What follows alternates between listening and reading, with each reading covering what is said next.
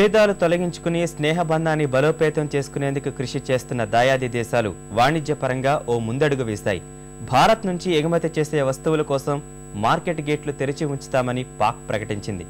భారత్కు అత్యంత అనుకూల హోదా కల్పించే ప్రక్రియ వచ్చే ఏడాది చివరి నాటికి పూర్తవుతుందని ఇరు దేశాల ప్రతినిధులు సంయుక్తంగా ప్రకటించారు.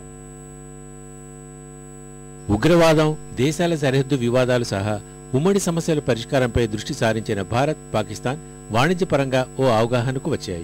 2 రోజుల పాటు ఢిల్లీలో సమావేశమైన ఇరు దేశాల వాణిజ్య కార్యదర్శులు పలు కీలక అంశాలపై చర్చించారు. ఇప్పటి వరకు 1946 వస్తువుల దిగుమతికి అంగీకరిస్తున్న పాక్ ఇకపై భారత్ నుంచి ఎగుమతి అయ్యే 7,000 రకాల వస్తువుల్ని మార్కెట్లోకి అనుమతిస్తామని తెలిపింది. 3 నెలల్లో ఈ ప్రక్రియ పూర్తవుతుంది.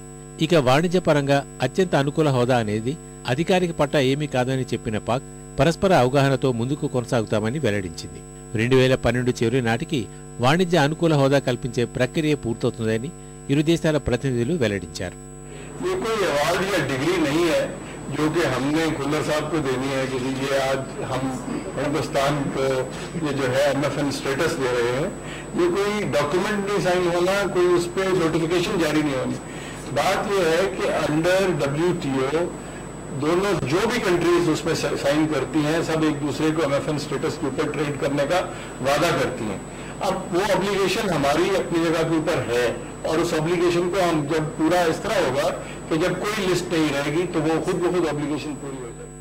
Interior Ministry of Pakistan and the Ministry of Home Affairs have been talking to each other about liberalizing the general visa regime and within that context the regime for business visas. They have come to an agreement on what needs to be done. That agreement is to be finalized. There will be Home Secretary level talks in the end of December in Islamabad, and it is our expectation that at that point of time these formal liberalized arrangements will come into effect. ఎగుమతులు దిగుమతులకున్న అవరోధాల్ని తొలగించి అనుకూల వాతావరణం కల్పించే అంశంపైన ఇరు దేశాల ప్రతినిధులు చర్చించారు. భూమార్గంలో సరుకు రవాణా కోసం అటారీ వాఘా రహదారిని అభివృద్ధి చేయాలని నిర్ణయించారు. సరుకు రవాణాతో పాటు వాణిజ్య స్థాయిలో విద్యుత్ విక్రయంపైన కార్యదర్శులు చర్చించారు. అమృత్సర్ నుంచి లాహోర్కు 500 మెగావాట్ల విద్యుత్ సరఫరా కోసం పవర్ గ్రిడ్ను అనుసంధానించాలని నిర్ణయించారు. ఇందుకోసం సంయుక్త నిపుణుల బృందం వచ్చే నెల మొదటి వారంలో సమావేశం అవుతుంది. పెట్రోలియం ఉత్పత్తులు, వ్యవసాయం, ఇన్ఫర్మేషన్ టెక్నాలజీ రంగాల్లోనూ పరస్పర సహకారం కోసం ఇరు దేశాలు ప్రయత్నిస్తున్నాయి.